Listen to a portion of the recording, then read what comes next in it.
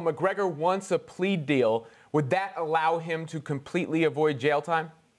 Most likely, Rob. And I think if his lawyers are talking plea deal, a sticking point for them will be no jail time for McGregor. Whether that means he has to pay a fine or do community service or other things, we'll see. But I would imagine it's crucial for the lawyers that he avoid serving any time in jail. I would also add there's a complexity here in that Conor McGregor may have immigration issues in terms of admissibility into the United States, coming back in.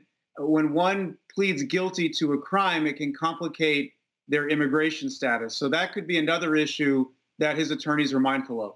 Now, there's also the UFC angle of this. McGregor apparently plans to meet with Dana White, in the coming days. How much could the UFC help or hurt his situation?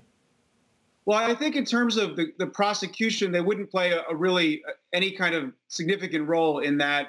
This is really now between the state and McGregor and prosecutors and his lawyers. That's the universe of people that are going to decide whether or not he pleads guilty to a crime, whether or not he goes to trial. So in that regard, they wouldn't play a significant role, the UFC. But the UFC could play a really big role in terms of whether there's an aftermath to this outcome, in that whether there are civil lawsuits, whether there are settlements. In that regard, they could be quite influential. And of course, they could be influential just in general in terms of his career. So in terms of the criminal prosecution, they wouldn't play really a meaningful role. They may tell him, look, cut a plea deal and let's get beyond this.